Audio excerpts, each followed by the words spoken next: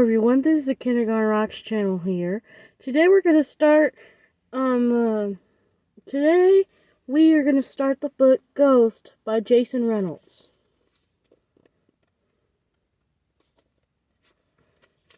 Chapter 1, World Records. Check this out! This dude named Andrew DeHaa holds the world records for blowing up the most balloons with his nose. Yeah, that's true. Not sure how he found out that was some kind of special talent, and I can't even imagine how much snot be in those balloons. But hey, it's a thing, and Andrew's the best at it. There's also this lady named Charlotte Lee who holds the record for owning the most rubber ducks. No lie, he was weird about that. Why would you even want one rubber duck, let alone 5,631? I mean, come on. And me, well, I probably hold the world records for knowing about the most world records. That and for eating the most sunflower seeds.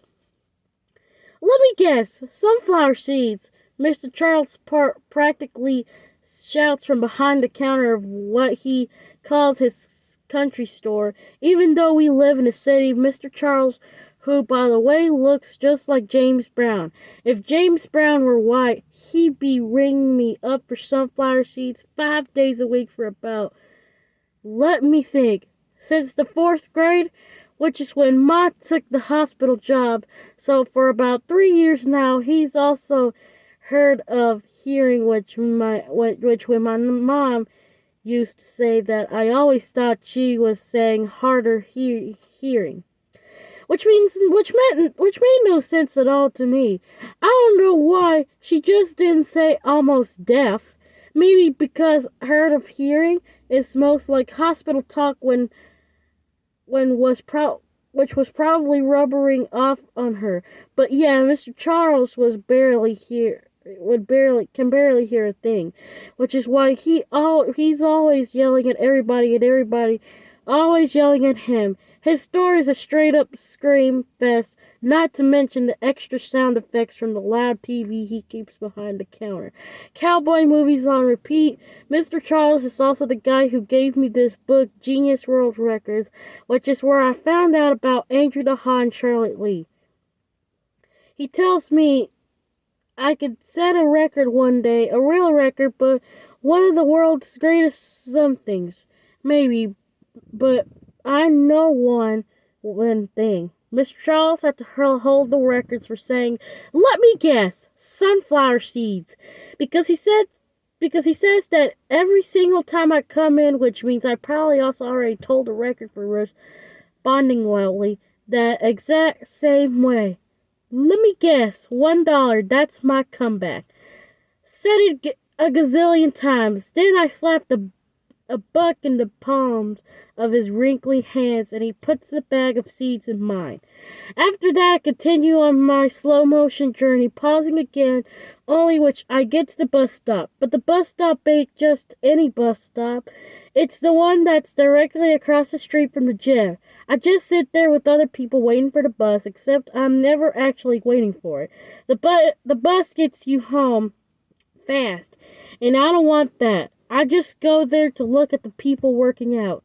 See, the gym across the street has the big window, like the whole wall is a window, and they have those machines that make you feel your walking steps, and so everybody just be facing the bus stop, looking all crazy like they're about to pass out. And trust me, there ain't nothing funnier than that. So I checked that one for a little while, like it's something kind of movie. The about to pass out show stair stepper person 1 thing 10. I know that after probably sounds kind of weird, maybe even creepy, but it's something to do when you're bored. But best part about sitting is tearing into my sunflower seeds like they're theater popcorn. About the sunflower seeds, I used to just put a whole bunch of them in my mouth at the same time, suck all the salt off, then spit them all in the machine gun style. I could have probably set a world record in that too, but now I've matured.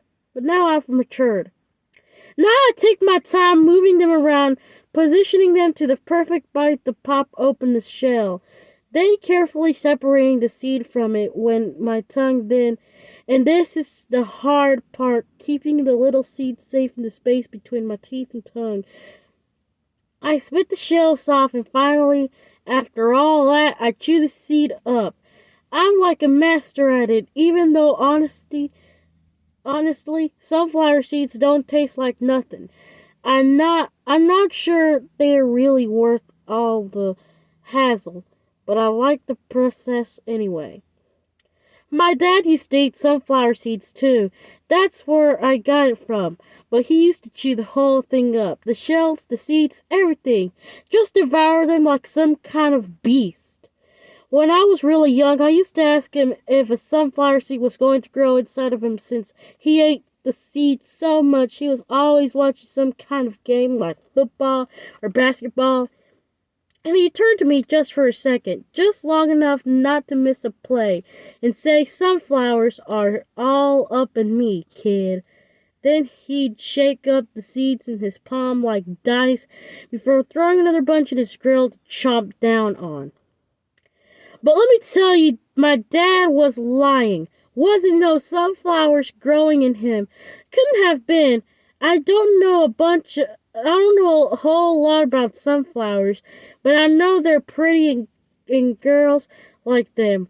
And I know the word sunflower is made up of two good words, and that man ain't got two good words in him, or anyways that any girl would like, because girls don't like men who try to shoot them and their son, and that's the kind of man he was.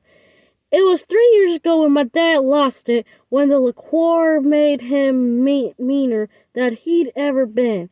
Every other night he would become a different person, like he'd morph into something crazy. But that one night my mother decided to finally fight back. This one night everything went worse. I had my head sandwiched between the mattress and my pillow, something I got used to doing whenever they were going at it, when my mom crashed into my bedroom.